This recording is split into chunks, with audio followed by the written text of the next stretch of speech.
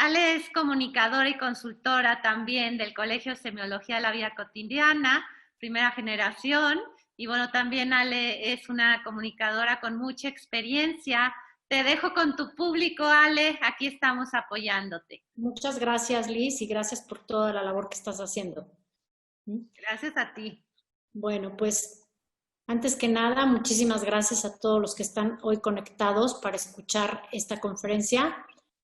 Como dijo Liz, soy Alejandra Garza y el tema que escogí va justamente relacionado a el tema de esta conferencia, que es abrir o cerrar ciclos empresariales o laborales. Yo he estado inmersa en el mundo de las empresas desde hace muchos años y obviamente después de haber descubierto hace 10 años la semiología, pues han sido caminos paralelos, pero creo que han sido muy complementarios. Entonces, para mí es una oportunidad increíble para poder compartir desde mi experiencia cómo se pueden ir compaginando esta vocación que llegamos a tener en algún aspecto de nuestras vidas, pero sin dejar a un lado todo lo que es el sentido, ¿no? El significado de nuestras vidas. Entonces voy a abrir les voy a ir compartiendo mi presentación. Nada más, denme un segundo acá. Y, a ver, tengo un problema acá que veo solamente... Compartir. Solamente veo... Disculpen, es que no puedo ver mi presentación acá en el desktop. Déjenme ver. Compartir pantalla. Perdón, pero ya ven que con estos rollos se complica. No, de plano no lo tengo. No sé si ustedes allá, TT, me lo puedan subir. Sí, dame un minuto, permíteme. Porque no la encuentro. Ya lo habíamos tratado hace rato, pero pues bueno, desafortunadamente. A ver, déjenme ver una cosa. Espérenme, creo que ya sé qué pasó aquí. No estaba abierta. Listo, creo que ahí está. Perfecto. Sí. ¿Ustedes pueden verla? Así es, ya la vemos. ¿Sí? La vemos como presentación. Ok. Perfecto, ahí está. Como podrán ver, yo lo que quiero compartirles es justamente para empezar a todos aquellos que no saben lo que es la semiología. La semiología de la vida cotidiana es un modelo educativo que está enfocado en el desarrollo de la conciencia de cada persona para elevar su calidad de vida. Entonces, cuando tú te llegas a conocer mejor a ti mismo, obviamente te responsabilizas de tu ser, te asombras de tu ser y vas buscando ese camino que te lleva no solamente a desarrollar tu conciencia, sino, como dije, a mejorar tu calidad de vida. Entonces, hay uno de los esquemas, que es el que están viendo en pantallas, que es el proyecto de vida. Este esquema es donde se abarca la proyección de una persona. Sí, en efecto, es cómo proyectas tu vida, que puedes planear tu vida cuando haces como esta agenda de qué me gustaría, pero sobre todo aquí es lo que proyectas, lo que ya eres. Y en este esquema maestro podemos ver al centro que está el yo, que es quien realmente tú eres, es tu conciencia, es donde habita tu autoconcepto, que el autoconcepto justamente es cómo te percibes tú a ti. Y alrededor de este yo están las 4 esferas periféricas, que son sumamente importantes en la vida.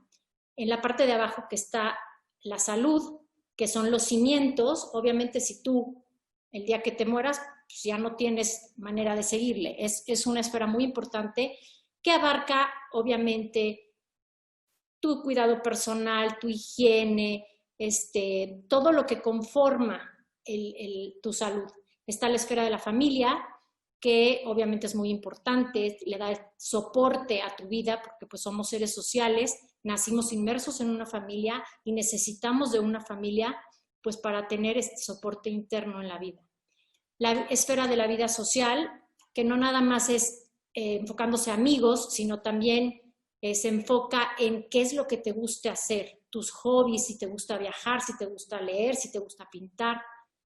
Estas tres esferas conforman algo que te da mucho placer, mucha realización personal, pero hoy exclusivamente me voy a enfocar en la esfera que está hasta arriba, que es el de trabajo y vocación. En ella vamos a abarcar primero justamente lo que es el trabajo y después la vocación. Estas esferas deben de estar equilibradas. Pensemos que esto es un coche y que tiene 4 llantas. Entonces, es sumamente importante que las llantas vayan siempre en el mismo nivel. ¿Por qué? Porque si se te poncha una llanta o si se te baja una llanta, pues obviamente necesitas ponerle más atención para nivelarlo. Esto es lo que consigue que estemos siempre en equilibrio. Y para finalizar, me gustaría que pudiéramos leer la frase que está abajo, porque es cómo se forma un proyecto de vida. Es la construcción de un puente que me permite llegar a donde quiero llegar para poder ser lo que quiero ser. Entonces, como les dije, nos vamos a enfocar en esta esfera del trabajo y la vocación. El trabajo podría decirse que es una actividad que realiza cualquier persona con la intención de recibir una remuneración a cambio. Por lo general es económica, aunque también existen trabajos que pueden ser voluntariado o sociales, que lo haces simple y sencillamente por el gusto de darlo. Pero teóricamente todos entendemos que un trabajo recibe a cambio una recompensa económica. Una empresa necesita de personas que quieran trabajar, pero es curiosa esta aparente dualidad donde el trabajo y la empresa son distintos, porque en realidad uno no es nada sin lo otro. ¿A qué me refiero con esto? Quisiera ahorita entablar o poner un poco el panorama de cómo están las empresas en México. Vamos a meternos un poco en este tema. Las empresas en México en la actualidad son aproximadamente 5.200.000 empresas. ¿Por qué es importante tener esto en mente? Porque ahí nos vamos a poder o podemos contextualizar dónde estamos ubicados. Existen 4 tipos de empresas: las microempresas, las pequeñas empresas, las medianas empresas y las grandes empresas. Estamos muy acostumbrados a escuchar inclusive lo de las pymes o MIPYMES. Las pymes serían la pequeña y la mediana, pero aquí es muy interesante ver que las microempresas, si ustedes ven el porcentaje que existe, es el 97% son microempresas. ¿Qué quiere decir que son microempresas? Que están compuestas por 1 a 10 personas. Una persona podría ser una microempresa. Por eso les digo que el trabajo va muy ligado a las empresas, porque tú puedes llegar a hacer todo, aunque sea tú solito. Tú formas tu propia empresa. Después tenemos a las pequeñas empresas, que si ustedes se dan cuenta, es el 2.2% de esos 5 millones de empresas. Las medianas es 1.5 y las grandes empresas es 1.3.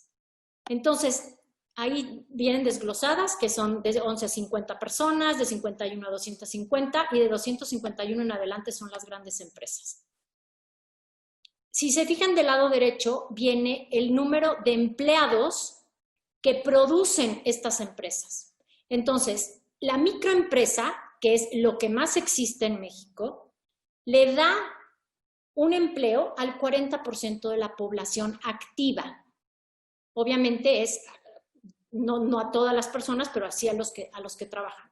Entonces, aquí nos damos cuenta también de la importancia que tienen las grandes empresas, porque a pesar de ser muy pocas, que vienen siendo más o menos unas 15,000 empresas en todo el país, pues sí generan el 29% de los empleos. Del lado izquierdo pueden ver que existen 56 millones de personas ocupadas. Aquí obviamente no están ni los niños, ni las personas que ya no trabajan, jubilados, etc.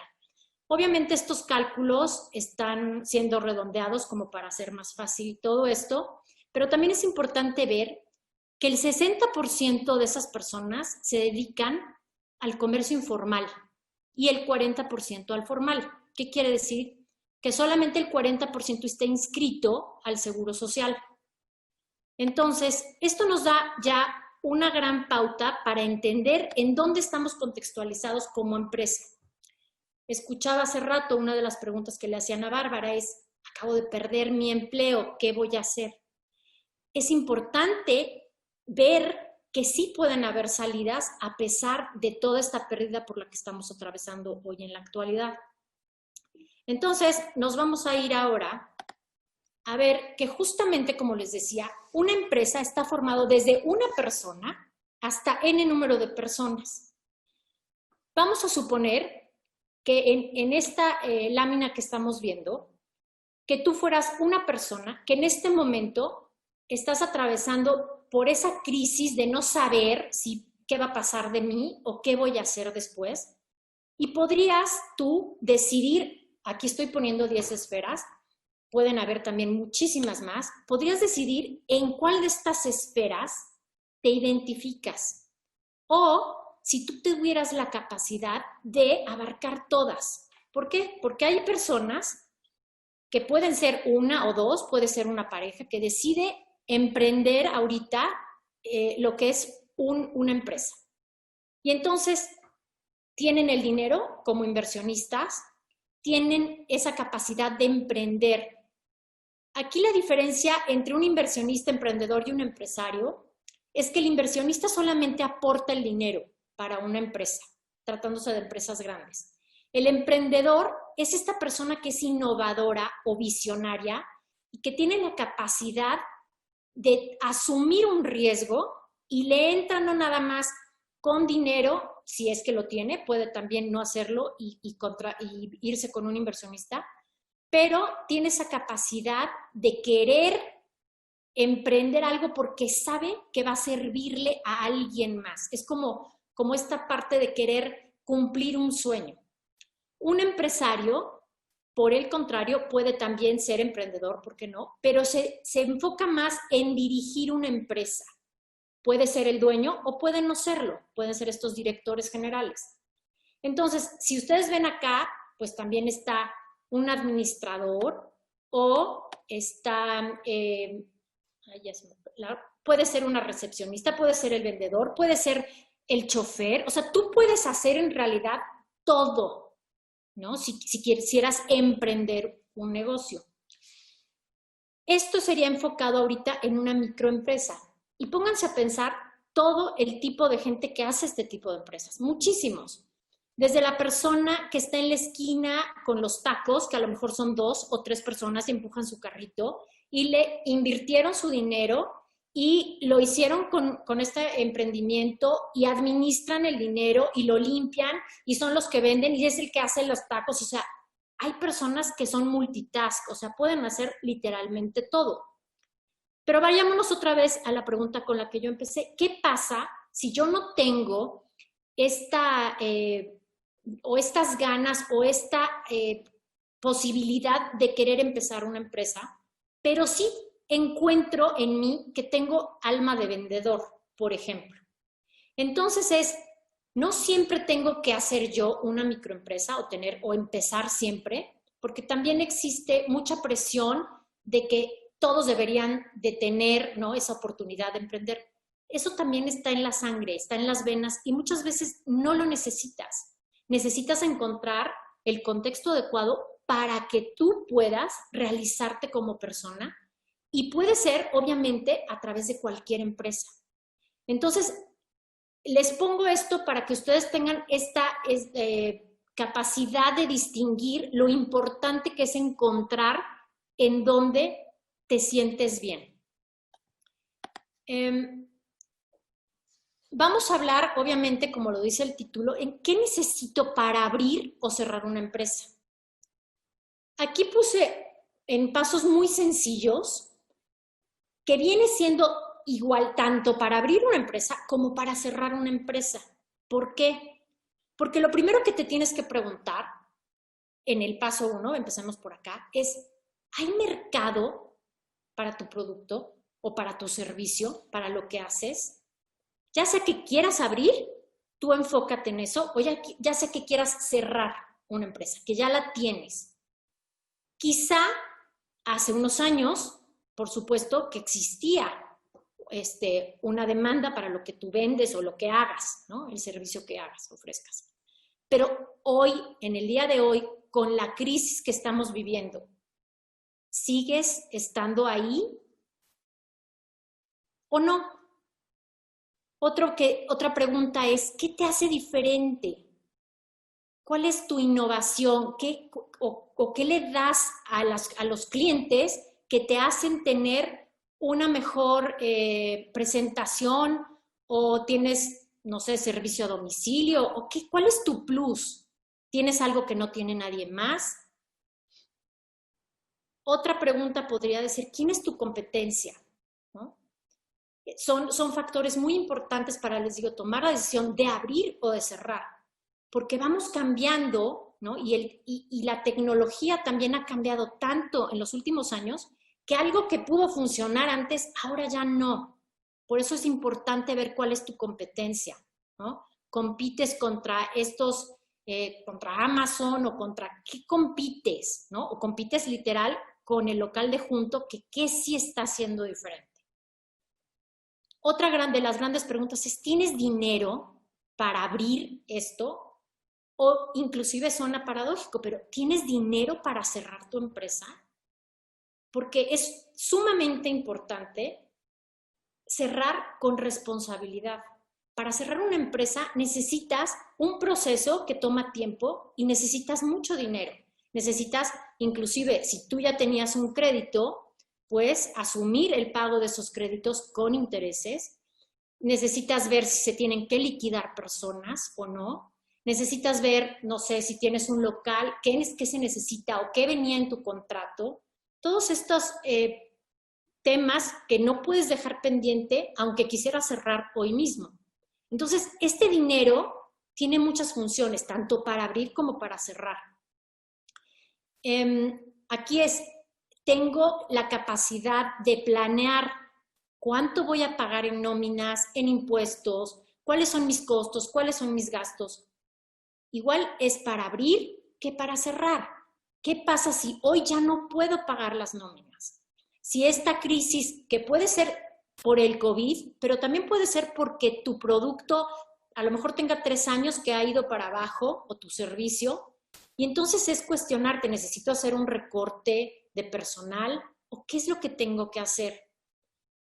Otra cosa a contemplar que es muy importante es cuál va a ser tu margen de utilidad, porque tú puedes decir, ay, bueno, le voy a subir el doble o le voy a subir el triple, y empiezas a idealizar una utilidad que no tiene nada que ver con la realidad, o inclusive son estos productos que están controlados o pueden llegar a ser controlados, que son como la canasta básica, ¿no? Vienen siendo tortillas, huevo, leche, todo eso.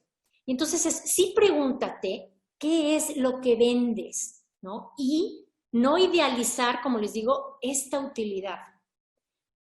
Los trámites, tanto para abrir como para cerrar. ¿Qué tengo que decir? ¿Qué tengo que contratar? ¿A quién tengo que ver de protección civil? Todos estos trámites, tanto para abrir como para cerrar, toman también mucho tiempo y cuestan. Otro tema sería la inversión. La inversión, literal, ahorita se enfoca en cuánto necesito para empezar un negocio, y a lo mejor voy a necesitar una camioneta para mover y entregar cierto producto, o necesito materia prima para producir, o necesito inventario, y lo mismo sucede para cerrar. ¿Qué tengo ahí invertido que necesito mover? Igual tengo un exceso de inventario, ¿qué tengo que hacer para cerrar? ¿No? Tengo el ahorro. El ahorro es de lo más importante y de lo más difícil de realizarse. Si tú necesitas abrir un negocio, no necesitas, si estás en esta duda de si abrir o no un negocio, yo solamente te pido que contemples desde ahorita que si, por ejemplo, estás planeando pedir un crédito a 3 años o a 2 años, supongamos, que tú hagas un ahorro o que contemples que esa parte que tú vas a pagar como crédito también implique un ahorro, porque en el momento en que tú termines de pagar ese crédito, te vas a volver a quedar sin nada. En cambio, si tú ya habías calculado esa parte, vas a tener un dinero que puede servirte para tener liquidez y para empezar o crecer como negocio. O al revés, ¿qué pasa ahorita para las personas que tienen que cerrar? Necesitan, como les dije, no puedes cerrar en un día. Necesitas planear en cuánto tiempo tienes que cerrar y también tienes que ahorrar. ¿Para qué? Pues para terminar en ceros con todo lo que tienes que terminar, como liquidar. Obviamente necesitas una comunicación enorme con las personas que trabajan contigo para que sepan literal lo que estás pasando. Porque cuando no somos transparentes con las personas que trabajan en una empresa, empieza a haber mucha confusión y mucha duda y no es conveniente, y menos en tiempos como los que estamos viviendo. Se necesita de mucha honestidad. Y por supuesto, la planeación. Planear. Necesitas hacer un flujo de efectivo, necesitas sentarte y hacer números. Porque muchas veces, si es que no lo sabes hacer, sí necesitas consultar a alguien que te pueda orientar y poner ahora sí que las cartas sobre la mesa. ¿Es esto posible? ¿O es un sueño nada más? Sí, qué padre que tengas sueños, pero que sean realizables. Entonces, todos estos puntos, de una manera muy sencilla, pues son para que te cuestiones, porque muchas veces no lo hacemos.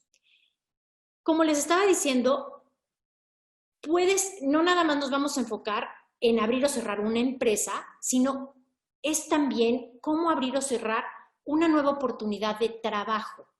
Porque con todo esto que les acabo de mencionar, si tú dices, bueno, a mí esto no me sirve nada porque no quiero cerrar ni abrir una empresa, pero sí necesitas desempeñarte en un trabajo y que tú puedas comprender todo lo que se necesita para que haya un negocio y que tú formas parte importantísima de una empresa. Solemos pensar que trabajamos en una empresa, pero en realidad hay un vínculo mucho más estrecho porque no es nada más yo voy a trabajar en una empresa, sino lo que significa esa empresa para mí. Es esta parte que solemos escuchar mucho de, ¿tienes la camiseta puesta o no? Porque si tú nada más trabajas por recibir un ingreso mensual y tan, ahí estás perdiendo no nada más tu tiempo, sino estás haciendo perder el tiempo a una empresa que podría tener la capacidad de tener una persona que se está realizando haciendo lo que hace. Entonces, ahorita vamos a entrar un poquito más en eso, pero quería un poquito compartirles esto. Ya que tienes pensado estas posibilidades, tendrías que preguntarte con quién. ¿Con quién quieres abrir un negocio? Porque vuelvo a repetir, el hecho de que ahorita muchas personas hayan perdido su negocio abre una oportunidad para quizá entrarle a una microempresa. No lo sé, eso va a ser decisión tuya y ahorita voy a tratar de explicar la importancia de por qué. Pero ahorita regresando a esta posibilidad en con quién, existen 3 formas de compartir tu vida en una empresa. Hay empresas familiares, hay empresas con amigos y hay empresas con desconocidos. Ni idea tenías de quiénes eran y terminas trabajando en una empresa así. Las empresas familiares tienen tanto pros como contras como cualquier otra. Sin embargo, pues sobra decir que los lazos afectivos que existen en estas empresas pueden llegar a causar mucha riña. ¿Por qué? Porque hay veces que si no está bien delimitado el trabajo que cada quien hace en esta empresa, suele haber mucho desconcierto por esta toma de control de una persona o de varias personas. Entonces, puede ser un pro también si en estas empresas familiares empieza a llegar gente nueva, a los hijos o nietos, que suman y aportan quizá conocimientos sobre tecnología o cosas que estas brechas generacionales que están ahorita muy marcadas, le aportan una frescura y sirven mucho para crecer estas empresas familiares. Sin embargo, hay algo que es de suma importancia, tanto en esta como cuando tú quisieras emprender un negocio con un amigo o con varios amigos, que es no nada más de palabra acordar cómo va a quedar todo, sino literal poner por escrito cuál es mi rol, cuál es mi compromiso hacia esta empresa, inclusive cuál es mi pago por este servicio. Porque solemos asumir que como es mi empresa o es de empresa familiar, pues entonces todos tenemos que trabajar. Pero no es así. Se debe de contemplar desde el principio que cualquier miembro de la familia que entre en una empresa necesita percibir un sueldo. Igual con los amigos. Esto existe, así como existen las actas constitutivas para abrir un negocio, también existen los protocolos familiares, que literal es ese escrito donde todos objetivamente aportan cuál es la labor y función de cada quien. Este puede ser flexible, puede ir cambiando de acuerdo a las necesidades, pero es indispensable justamente para que si en algún momento se tiene que vender o se tiene que cerrar o se tiene que, lo que sea, que existe ese papel donde ya no te tomes las cosas personalmente, sino que digas, bueno, pues esto fue lo que acordamos. Y por supuesto que es muy fácil de entenderlo cuando tú entras a una empresa que te hacen un contrato desde el primer día y te ponen todas sus políticas de confidencialidad, etc. Es lo mismo. Es un tip que de verdad a cualquier persona que en este momento esté en cualquier tipo de las 4 empresas que les pude exponer, que se sienten a hacerlo. De hecho, en muchos países europeos, pues es por ley, porque además aligeran mucho a la vida sobre todo en relaciones familiares. Entonces, poniendo esto en contexto, vamos a llegar ahora a la toma de decisiones. ¿Qué hago? Estamos viviendo, no nada más yo, sino el mundo entero, estamos viviendo una crisis sin precedentes. Una crisis económica, una crisis social, una crisis política, una crisis de salud. Entonces, ¿cómo decido?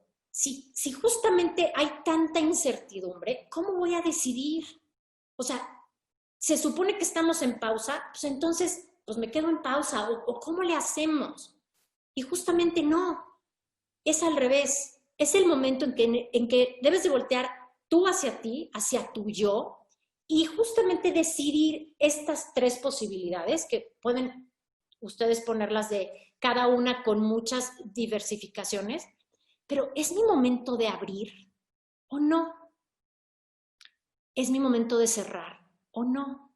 Y ahorita estamos hablando también de cerrar ciclos, no nada más literal abrir o emprender un negocio o cerrar un negocio, sino también nos vamos a enfocar cómo hacerlo desde adentro, cómo cerrar el ciclo de eso para poder tomar conciencia, acción y ejercerlo. Y el otro es permanecer. ¿Por qué? Porque muchas veces es necesario una pausa para pensar. Cuando tú estás en esta crisis de no saber si irte para un lado o para el otro, necesitas un tiempo porque las decisiones no necesitan tomarse con rapidez, sino con precisión. Entonces, este tiempo que tenemos, algunos no, pero más bien que nos los tenemos que dar, suponiendo que no estuvieras tú haciendo una cuarentena o lo que sea, sí necesitas tú asumir esta toma de decisiones desde una perspectiva lúcida. Porque cuando tú tomas una decisión arrebatada, desde una reacción, estas decisiones reactivas, te puedes arrepentir de muchas cosas. Lo que voy a tratar de compartirles es rutas de salida o posibilidades para que puedan tomar estas decisiones y poder cerrar estos ciclos. Entonces, voy a empezar por compartirles esta lámina que se da en el curso 1 de Semiología de la Vida Cotidiana, para que podamos comprender que necesitamos tener una distancia crítica entre lo que soy yo y lo que es el ello. En esta lámina podemos ver que el yo es el eje central, ¿no?, de este sistema, podríamos decir solar, pero bueno, este es el yo. Y el ello es todo lo que está alrededor y necesito tener esta distancia. Abajo tenemos esta secuencia de eventos internos y externos, que es justamente lo que voy a tratar de ponerles un zoom.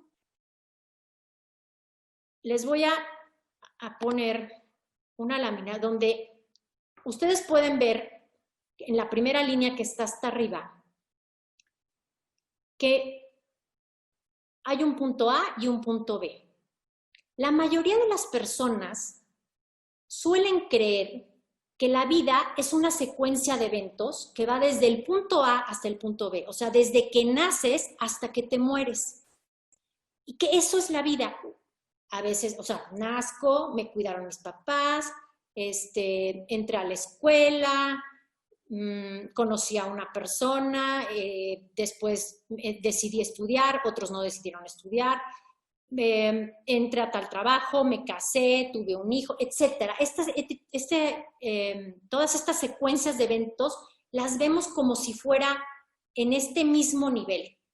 La semiología de la vida cotidiana lo que propone es que son dos líneas las que vivimos de manera simultánea y paralela. En una está la secuencia de eventos internos, que es lo que yo siento, lo que yo percibo, lo que yo veo de mí en mi yo, ¿no? Esta capacidad de poder ver mi intrabiografía separada de la secuencia de eventos externos, que es la línea que está hasta abajo. Si nosotros pudiéramos hacer un zoom todavía más grande de estas dos líneas, nos vamos a encontrar con esto. Supongamos que en la secuencia de eventos internos, que es donde estoy yo, el yo es una conciencia que percibe. Ese es tu verdadero ser, que está compuesto por 5 potenciales. De manera muy rápida les explico que también, así como solemos pensar de que, ay, pues somos como, no sé, un cúmulo de pensamientos revueltos con emociones, con movimientos, etc. No, están aquí divididos en 5 potenciales porque los 5 están hipostasiados. El potencial instintivo es el que ejerce las funciones biológicas, ¿no? Justamente dormir, comer, todo lo que tiene que ver con el organismo que funciona en automático, ¿no? Estas son las funciones biológicas. El potencial motriz se enfoca en las funciones del movimiento o al revés, ¿no? Me quedo inmóvil, ¿no? De la estabilidad. El potencial sexual va enfocado no nada más a la procreación, sino también a la excitabilidad. El potencial emocional es el aglutinador que a través del amor expresa muchísimas emociones. Esa es su función. Y el potencial racional, pues, son todas las funciones intelectivas: pensar, analizar, profundizar, reflexionar, etc. Todos estos conforman al yo. Esto es lo que ocurre en la secuencia de eventos internos. Esto es así como yo me percibo. En la secuencia de eventos externos es todo lo que es el ello, o sea, todo lo que no soy yo. Aparentemente es muy fácil y dices, pues sí, es obvio. Pero quisiera profundizar un poco en esto. El ello, como pueden ver aquí, pues puse un poco puede ser un paisaje, puede ser un bebé, que es tu hijo o tu nieto, o el hijo del vecino, un libro que representa el conocimiento, o literal, un libro es un objeto, el cosmos, el gobierno, que está un político, tus objetos personales, aquí un portafolio, tu empresa, ¿no? Es parte del ello, todo esto es parte del ello. Inclusive una enfermedad, que estoy marcando aquí, por supuesto que cuestiona mi conciencia, pero al ser yo una conciencia que percibe el ello, entonces está en el ello, no es parte de mi yo. Está una casa con una familia, está una ciudad, están varias personas que pueden ser amigos, colaboradores de trabajo, quien sea. Está el dinero, que también es parte de mi ello. Y aquí aumenté el COVID. Ahí está el COVID-19. Eso forma parte de mi principio de realidad. Pero todo este principio de realidad no está dentro de mí, está afuera de mí. Por eso es importante tener esta capacidad de separar estas dos secuencias de eventos. ¿Por qué? Porque si nosotros mezclamos las dos líneas, como en la parte de arriba, existe esta confusión de identidades donde yo creo que el yo soy el ello. Entonces, si yo perdí mi trabajo, me duele y sufro porque estoy entrelazada con esto y pienso que si yo pierdo mi trabajo, estoy perdiendo algo de mi ser. O cuando pierdes, a lo mejor ahorita que hablaba Bárbara de todas las pérdidas, cualquier tipo de pérdida que tú la sufras es porque no tienes esta capacidad de distinguir que no son parte de tu ser, sino es parte del ello, es parte de mi principio de realidad. Entonces, si estos fueran unos cables de luz, imagínense el cortocircuito que están ocasionando todo el tiempo, porque están entrelazados y están causando un conflicto interno a mi ser. ¿Qué es lo que necesito entonces? Separar estos cables. ¿Cómo? A través de una distancia crítica. Cada vez que yo separo los cables más, como está aquí, tengo esta capacidad de entender que lo que me está cuestionando tanto a mi conciencia no soy yo, es parte del ello. Ahí es en este principio de realidad donde están todos los problemas. Entonces, si ahorita tengo este problema de creer que si yo perdí un trabajo o si tengo que cerrar un negocio o inclusive abrirlo, si yo lo tomo como algo que está fusionado conmigo, muy probablemente te hará sufrir porque te apegas a todo esto. Si pudiéramos hacer una lista de apegos, te podrías dar cuenta que muchos de esos apegos es justamente lo que puse en esta parte del principio de realidad. Porque creemos que mi casa, le ponemos inclusive el título de mi casa, mi esposo, mi hijo, mi trabajo, mi. Y esos mis, lo único que están haciendo es hacerte creer que te pertenecen. Y no le perteneces a nada ni a nadie, y nada ni nadie te pertenece. Forman parte del principio de realidad, o sea, del ello. Entonces, si nosotros entendemos este concepto y la importancia de esta distancia crítica para poder empezar a tomar decisiones, puedes ver con mucho más claridad. Porque cuando no puedes ver es cuando tienes aquí un problema, ¿no? Es cuando lo tienes tan cerca que no puedes percibir. Necesitas alejar el problema para ver si es un problema, porque si lo es, tiene una solución.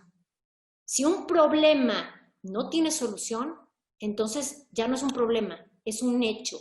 Y tú tienes que aceptarlo como si fuera parte de tu principio de realidad. Esto nos regresa a contextualizar otra vez las láminas, donde viene justamente para que creo que ahora es más fácil de entender que si yo estoy en este eje al centro, las cosas van a girar alrededor de mí, pero yo voy a tener esta capacidad de poder poner esa distancia crítica para que no me afecte a nivel emocional, por supuesto. Si ustedes ven la lámina que está del lado derecho, ya no existe el yo al centro. el yo está desplazado y está literal apelmazado con el ello. Pero ahí, si se fijan, ya no dice yo, dice imaginario. ¿Qué es este imaginario? El imaginario es aquel que creo ser, pero no soy. Es mi falsa personalidad. Aquí en esta lámina se ve más claramente, viene siendo como esta sombra que ha predominado a lo largo de nuestra vida a través de nuestros condicionamientos que desde que somos niños hemos ido incorporando de manera inconsciente. Entonces, muchísimas de las consecuencias de ir viviendo con tu imaginario son precisamente estos pensamientos negativos o estos miedos o estos condicionamientos. Todo lo que sea del imaginario no es del ser, fue aprendido. Entonces, el ideal ahorita sería que pudiéramos ir quitando todas estas capas que nos hemos ido autoimpuesto o nos han impuesto a lo largo de nuestra vida y que es un peso para el ser, es una sombra constante que no me deja pensar y que desafortunadamente muchas veces o la mayoría de las veces estamos ahí. Cuando tú escuchas o te escuchas realmente, ahí te puedes dar cuenta que si tú estás escuchando lo que dices, la conciencia que percibe esas palabras es tu yo. Lo que tienes que hacer es, literal, hacer a un lado todos estos condicionamientos del imaginario porque no me dejan decidir desde mi ser. Del lado derecho existe este punto de fricción. Punto de fricción es algo que rebasa mi escenario interno de conciencia. Es algo que irrumpió en mi vida de una manera inesperada. Y qué mejor ahorita que obviamente, ¿no?, esta pandemia, que fue no nada más a una persona, sino a todos. Es un punto de fricción que nos rebasa. Y entonces, volviendo al tema de abro o cierro un ciclo con la empresa o con el trabajo que tengo, hay un sí y hay un no. ¿Por qué pasa esto? ¿Por qué no tengo esta capacidad de decidir? Muy probablemente es porque estés en el imaginario. Entonces necesitamos instaurarnos en el presente, en el aquí y en el ahora, para poder estar en el yo. Este yo te va a hacer muchísimo más fácil la vida si empiezas a dejarlo ser. Pero necesitamos mucha práctica. Entonces vamos a ver por qué nos cuesta tanto abrir entonces y cerrar estos ciclos. Esto que les estoy diciendo del imaginario son todas estas cosas que nos abruman de un momento a otro, los apegos, que era lo que les decía, toda esta parte que está a lo mejor en mi principio de realidad. Si yo estoy apegado a esto, puedo estar apegado a objetos, a personas, a lugares, inclusive a creencias. Estos apegos a las creencias suelen ser muy difíciles de cambiar, porque justamente estás tan apegado a ellos que no puedes ver más allá y tienes la creencia aquí tapándote los ojos. No puedo abrir muchas veces por culpa. Me siento culpable. Quizá una persona que tiene la responsabilidad ahorita de una familia que diría, bueno, ¿cómo voy a decidir ahorita cerrar algo si se supone que tengo que mantener a mi familia? Y entonces empiezan estas culpas internas, porque la culpa y la vergüenza van muy ligadas. La culpa es por hacer algo o dejar de hacer algo, está en el hacer, y la vergüenza está en el ser. Me avergüenzo de quién soy.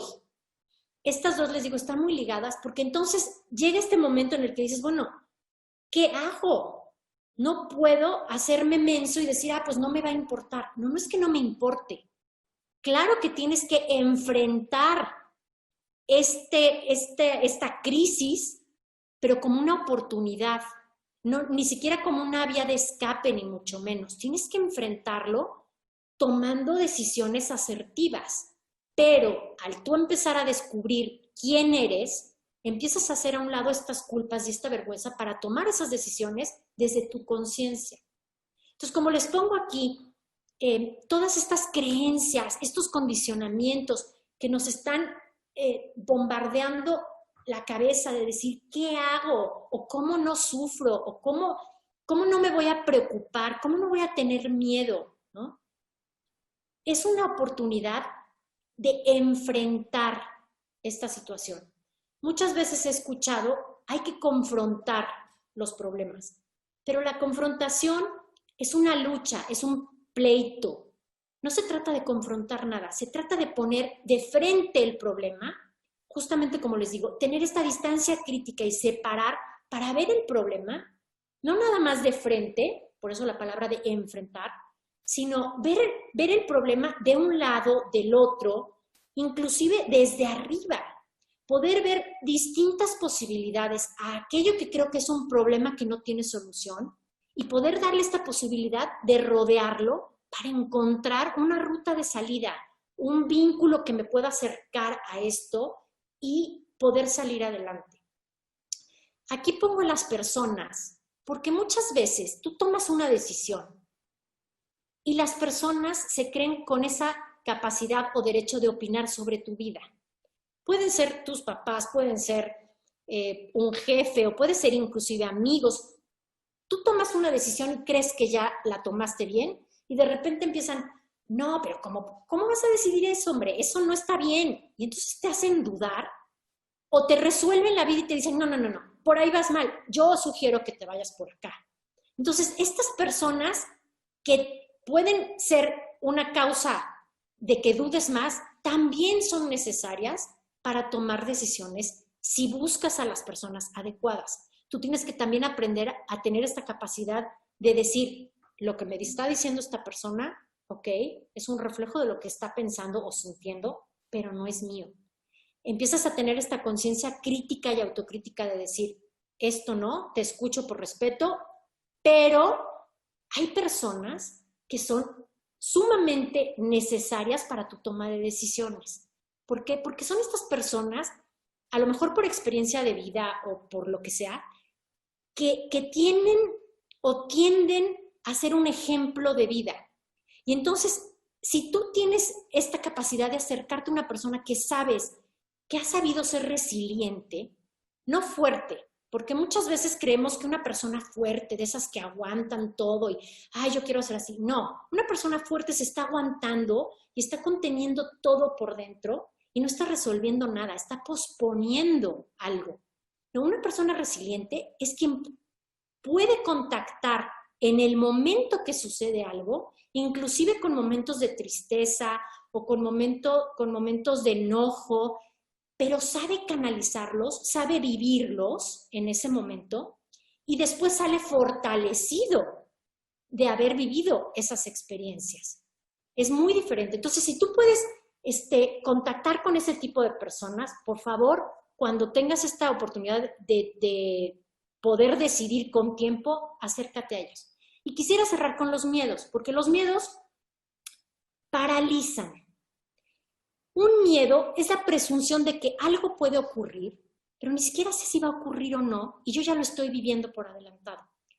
Los miedos están instaurados en nuestro pasado, porque si no, no podrías tener miedo de algo que no conoces o que no has escuchado, y están proyectados a tu futuro.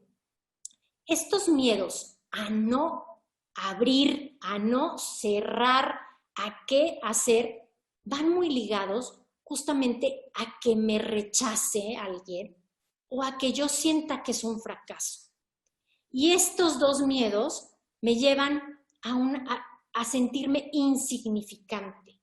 Y entonces todo este cúmulo de cosas que me están haciendo una crisis por dentro, ¿qué es lo que necesito hacer? Es aprovechar justamente este momento para hacerlas a un lado, respirar y volver a mi yo. Tener esta capacidad de reencontrarme a mí. Aquí viene entonces, ¿quién soy yo? Porque si yo no soy mi mamá, ni mi hijo, ni mi trabajo, ni mi escuela, ¿quién soy? si no soy mis títulos académicos, si no soy, ¿quién soy? Ese es el propósito, justamente, o es uno de los objetivos primordiales de la semiología de la vida cotidiana. Que tú te descubras quién eres. En este descubrimiento de ti mismo, vas a descubrir no nada más esta conciencia, ¿no?, que tiene un propósito de vida, sino por el contrario, te va a permitir tener una confianza ontológica que ya viene desde que naces para saber qué hacer en tu vida. Hay una lámina muy interesante en la semiología de la vida cotidiana, que es cómo se forma un proyecto de vida. Por lo general, todos sabemos lo que queremos, ¿no?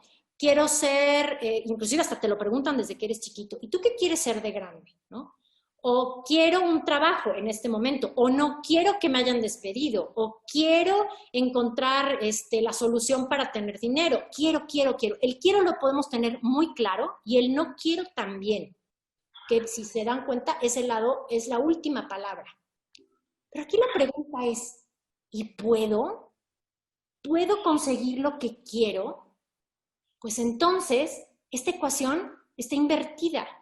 Porque si yo quiero algo, pero no puedo, o no tengo la capacidad económica, física, o lo que sea, para llegar a obtener ese bien o ese deseo, o no sé ni siquiera cómo obtenerlo, ¿cómo voy a obtenerlo?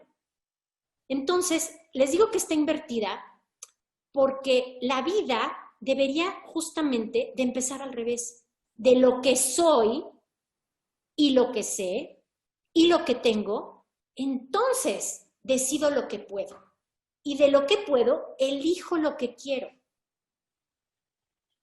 Pónganse a analizar esta frase y traten de ver cuál es la que más dominan.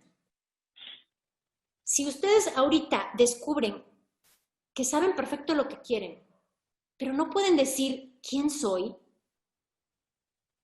esta pregunta que nos han hecho miles de veces, ¿tú quién eres?, es tan difícil de responder porque estamos inmersos en esta secuencia de eventos, como les digo, externos, en el querer todo lo que está allá afuera y despreocuparnos de lo que hay adentro. Entonces, ahorita que recuerdo, estas dos líneas que les decía que es la vida, ¿de qué depende la calidad de esta vida? Depende de la relación que tú tengas del yo con ese principio de realidad. ¿Y cómo voy a lograr eso? Justamente sabiendo quién soy. Ese es otra forma. Aquí ahora lo pongo junto porque el yo es lo más importante. Todo lo demás es consecuencia del yo. Si yo ahora me enfoco en saber cómo voy a tomar la decisión de abrir o cerrar un ciclo, ya me voy a enfocar primero en saber qué quiero yo. Es para mí una de las herramientas más importantes en la semiología es esta, porque pone mi foco atencional en mí, en mi ser y no en el imaginario. Entonces, ya sabiendo esto, voy al último punto que me puede hacer tomar una decisión más asertiva.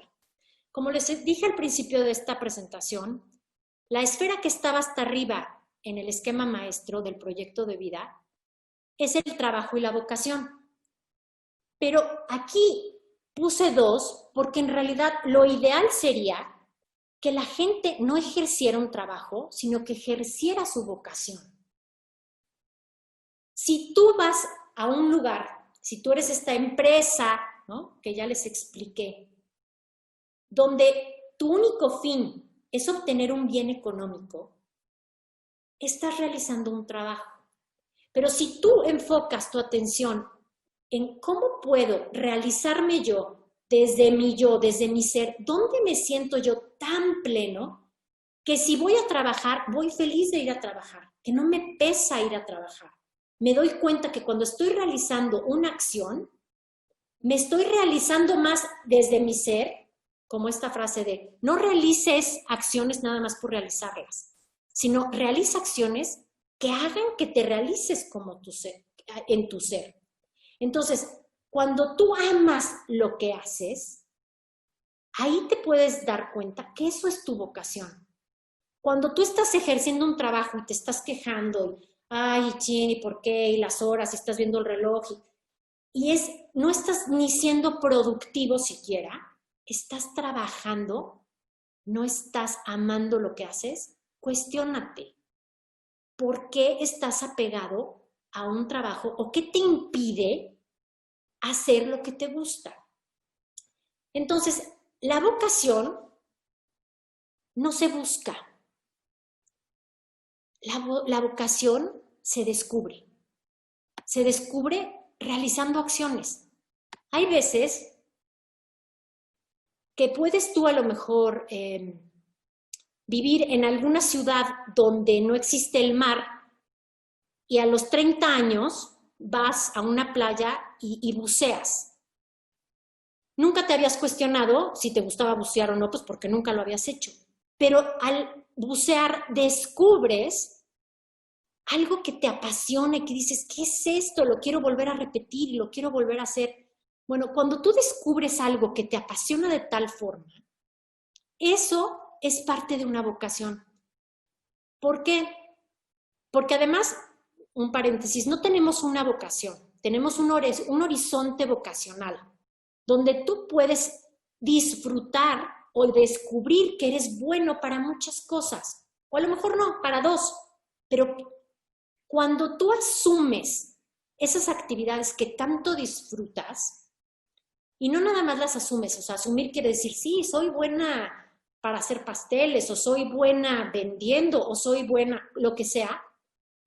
Si tú no nada más descubres y lo asumes, sino lo implementas, entonces tu vocación se convierte en ese trabajo. Tú vas a recibir un ingreso justamente porque haces lo que requiere tu vocación. En este horizonte vocacional muchas veces puedes tú decidir irte por una línea para hacerlo tu trabajo y otra de tus vocaciones que sea un hobby. O muchas veces puedes inclusive intercalar dos o varias vocaciones. El tema es que tú lo sepas. Entonces, ahorita, en esta pandemia, en esta pausa de cuarentena, cuestiónate, ¿por qué te cuesta tanto abrir un ciclo o cerrar un ciclo que está focalizado en esto del trabajo o la empresa? Cuestiónate ahorita. Para mí es una oportunidad de cambiar mi trabajo.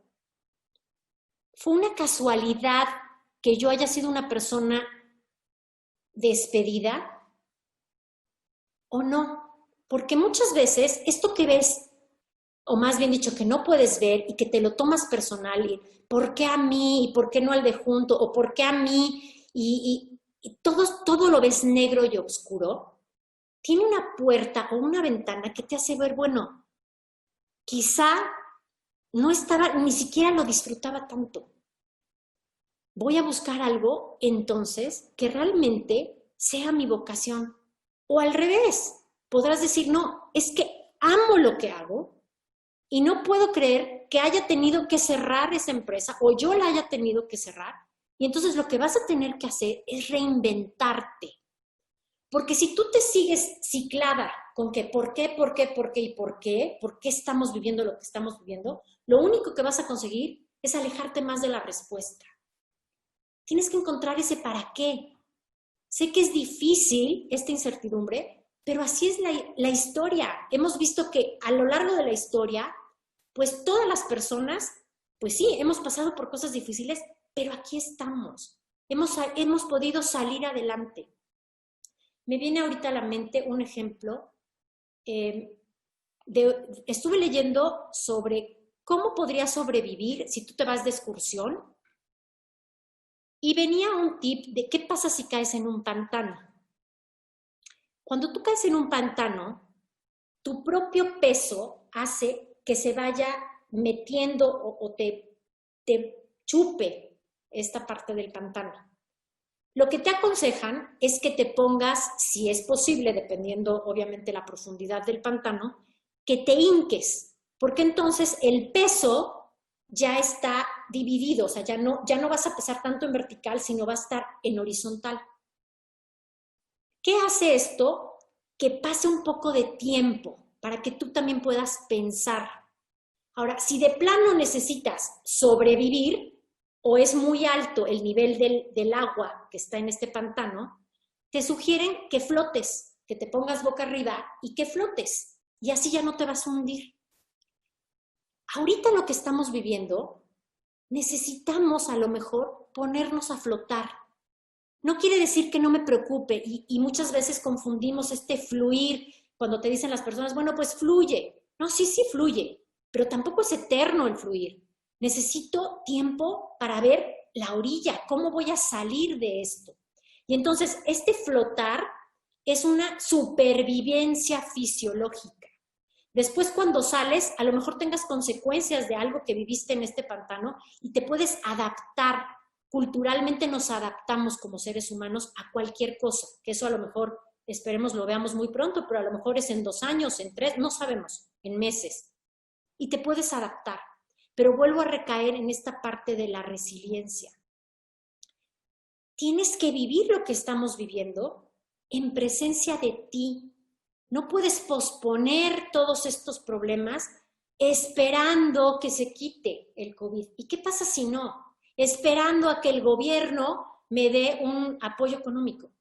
Pues no nos los da. Ese es el principio de realidad.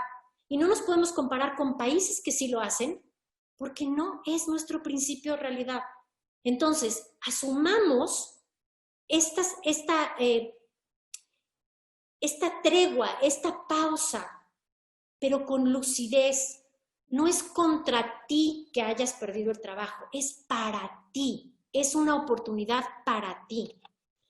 Y entonces, ¿cómo resuelvo un problema? Si ya tengo todo este panorama, ya les pude explicar que necesitamos esta distancia crítica, entender que yo no soy mi principio de realidad. Ya les expliqué que el yo es el primer paso para poder crear un proyecto de vida, y de ahí ya sé lo que quiero. De ahí surge primero de lo que soy y obviamente de mi vocación. Si yo ya descubrí mi vocación, entonces vámonos a centrar otra vez en esto. ¿Cómo se resuelve un problema? Esto es en un problema en general. Pero vamos a definir el problema. ¿Cómo cierro o cómo abro un ciclo ahorita, en medio de toda esta crisis? Entonces, tienes que escribir literal cuáles son las posibles soluciones que tienes. Literal es, cierra los ojos, lo vas a meditar y vas a encontrar a lo mejor 1 o 3 posibles soluciones. Y ya que tú las tengas visualizadas en tu mente, vas a inferir una. ¿Qué quiere decir inferir? Ahí ya viene metida la intuición. Ya no nada más es desde la razón, sé que me conviene esto, sino cuál me late, con cuál me siento a gusto. Y obviamente, ya que hiciste eso, pues tienes que establecer un compromiso. O sea, tú no puedes, o sea, los problemas no se resuelven nada más diciendo, bueno, ya lo pensé. No, tú tienes que poner ese compromiso para abrir este ciclo. ¿En cuánto tiempo? Delimita tiempos, delimita actividades, delimita acciones. Y también para cerrar, porque inclusive una de las virtudes a nivel filosófico más importantes que existen es la prudencia. Y si tú en este momento estás viviendo lo que estés viviendo, con estas posibilidades infinitas que tienes de decidir, necesitas ser prudente. Pero no prudente como solemos creer, o bueno, a lo mejor yo era mi percepción de la prudencia, una persona prudente que no dice, discreta, etc. No. La prudencia va ligada a una responsabilidad de hacer o de no hacer, de decir o de no decir. Ser prudente es saber acatar este principio de realidad con todos tus potenciales y asumir en conciencia. Entonces, ahora sí, vuelvo a esta misma lámina, donde ya no tienes que tomar tus decisiones, porque aquí ya tomaste tu decisión, sino asume tus decisiones. Porque cuando tú asumes lo que decidiste, no lo padeces. Cuando tú tomas una decisión desde el imaginario, por complacer a tu papá, por complacer a tus hijos, por complacer a tu amigo, por lo que tú quieras, o por complacer a tu imaginario, literalmente, porque qué van a pensar o cómo voy a bajar del nivel en el que me tienen, lo que sea, lo padeces. Tomas una decisión reactiva y como no la asumes, estás quejándote constantemente. Si tú asumes una decisión, ya no vas a ver todo lo que no decidiste hacer como una pérdida, sino te enfocas en la ganancia de decidir lo que hayas decidido. Si tú decides abrir, quita a un lado todos esos cuestionamientos que te orillan a no abrir. Confía en ti. Necesitamos más que nunca, no nada más confiar ni creer en ti, sino ser tú mismo. Esta confianza ontológica que les decía va a radicar en que en el yo tú siempre estés en ti, estés presente en el aquí y en el ahora. Entonces, otra vez viendo este panorama es abro, permanezco o cierro. Si no estoy seguro, asume que no estoy seguro y voy a permanecer, no sé, 3 meses más así, 6, tú decides, no los demás, no los que te digan lo que tengas que hacer, tú decides, tú eres la conciencia que va a definir tu vida. Tenemos la capacidad de ser libres. ¿Qué mejor oportunidad de, a pesar de toda esta crisis, tener la oportunidad de crecer a través de tu libre albedrío? Para cerrar con esto, quisiera compartirles que la conciencia, o sea, tu yo, tu ser, evoluciona de 2 formas: asimilando experiencias y cerrando ciclos. ¿Cómo puedo cerrar un ciclo si no he asimilado la experiencia? ¿Qué quiere decir asimilar una experiencia? Es tener esta capacidad, volviendo a las líneas aquellas para que pueda ser más fácil para ustedes, es tener conciencia de mí, del yo, conciencia de ti o del ello, estas 2 líneas, y conciencia de lo que significa, del impacto que produce en mí ese ello. Entonces, ese principio de realidad, como les dije, siempre es paralelo, simultáneo a tu ser. Entonces, yo voy a asimilar una experiencia y la voy a hacer tan mía que ya no va a ser una vivencia. La vivencia se olvida muy fácil porque la hiciste con el imaginario. Son todas esas actividades que las realizas en automático. Pero en cambio, asimilar una experiencia es tomar el control de mi ser, de mi capacidad de decisión, y es una experiencia, se convierte en una experiencia. Ahora sí, cuando yo ya asimilo la experiencia, entonces puedo cerrar un ciclo. ¿Por qué? Porque comprendo que en esa experiencia me dio mucho. Siempre tienes que cerrar un ciclo con profundo agradecimiento por lo que sí te dio, no por lo que no te dio, no por lo que no hubo, no por lo que es que si no hubiera pasado esto, habría pasado lo otro. No, eso no. Cierra con ese profundo agradecimiento de todo lo que aprendiste. Siempre agradece al otro, siempre sé agradecido. ¿Por qué? Porque eso te lo vas a llevar en tu conciencia para siempre. Y entonces sí, podrás cerrar ciclos o abrir ciclos. Porque para cerrar un ciclo, tienes que abrir otro. Y para abrir uno, tienes que cerrar otro. Es el ciclo de la vida. Es el nacimiento y la muerte. Todo en la vida nace y muere. ¿Por qué no habría de pasarnos en todas las cosas que vivimos? Y cierro con esta frase de Alfonso Ruiz Soto que dice: no se transforma la vida, se transforma el ser. La vida solo ocurre en concordancia. No podemos esperar a que cambie lo que está afuera. No podemos esperar a que termine el COVID para yo tomar una decisión. No podemos esperar a nada de lo que ocurre allá afuera. No se va a transformar la vida. Me voy a transformar yo. El cambio está en mí. Porque no es lo que sucede, sino lo que hago con lo que me sucede. Va a ser este cambio de actitud donde yo voy a aportarle ahora a este planeta Tierra que está en crisis la mejor versión de mí. Y tomando estas decisiones asertivas de cierres de ciclo, asumiendo esto y encontrando dónde voy a dar lo mejor de mí, haré un mundo mejor. Muchísimas gracias, espero que les haya servido esta conferencia. Y ya nada más para terminar, ahí les dejo mis datos por el que quiera seguirme en Instagram, Facebook o mandarme un correo, con muchísimo gusto estoy para servirles y espero que ustedes se acerquen, ya sea a mí o a cualquiera de mis compañeros que somos consultores y comunicadores, justamente para tratar de despejar y tratar de aclarar dudas en esta época de crisis y que esta plataforma y que Altía nos está dando la oportunidad para poder ser solidarios en esta época que tanto nos requiere. Muchísimas gracias. Muchísimas gracias, Alejandra. No, qué hombre, placer, qué honor contar con tu conferencia. Fue una conferencia sumamente clara. Hemos aprendido un montón de conceptos, toda la audiencia.